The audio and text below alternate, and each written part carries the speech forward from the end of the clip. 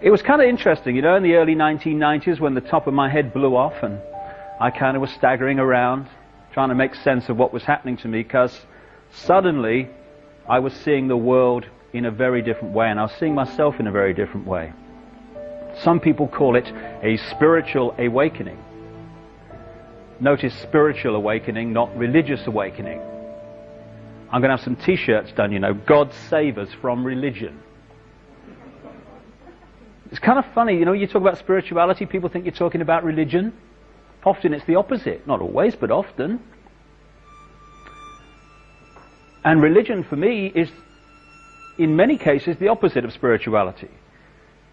In my definition of religion, religion is the greatest form of mind control yet invented, and at its most extreme, psychological fascism. The manipulation of fear and guilt to control. Spirituality is the opposite of that.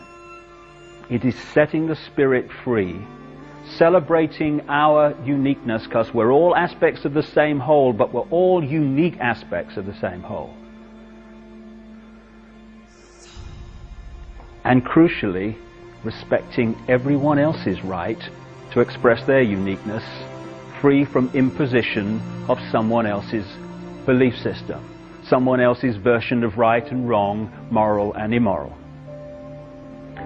All this is crucial to how a few control the world. Because we have become, yes, in many cases, terrorized into denying what we are unique. And once we do that, we become a herd mentality. And it is the herd mentality that is the vehicle for the manipulation of the world by a very few people. I'll give you an example of what I mean. Symbolic example. I was down south in England, I don't know, 2 or 3 years ago now, and across this great area of, it was one of these Iron Age hill fort type things, but across it was this vast herd of sheep, hundreds of them. Never seen so many sheep in one place. And it's a nice day, you know, and I'm enjoying the day. And then the farmer arrives in his pickup truck, parks it, gets out of the truck, and I swear to you, I don't think he even moved an eyelid. Stood there against a stick.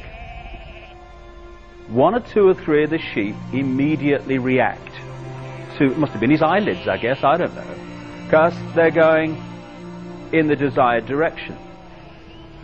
Within minutes, it's like Exodus. Hundreds of them are following the one in front, you know. I haven't got mine of my own, we did this yesterday, so we do it tomorrow, I guess we'll do it today, and all that stuff. And the few stragglers, and there were remarkably few, who didn't immediately conform to what you might call that bar mentality, they were given the extra dose of fear with the sheepdog. Row, row, row, row. All right, all right, all right, I'll go quietly. This combination of the bar and the fear rounded up this vast herd of sheep in a ridiculously short time. And I stood there and I thought, because I do from time to time, I'm looking at the human race here. This is how it's done. This is how a few can actually control the mass. Because you can't do it with tanks in the streets and soldiers at the door. There's too many people. It's like trying to physically herd sheep together. You can't do it. You'd need a man, maybe more than one, for every sheep to do it physically. You have to do it through the mind. Either through fear or through conditioning people to think the way you want them to think. So these hundreds of sheep were rounded up by one fella flicking his eyelids every now and again, and a sheepdog dispensing fear. And that's how it's done in human terms also.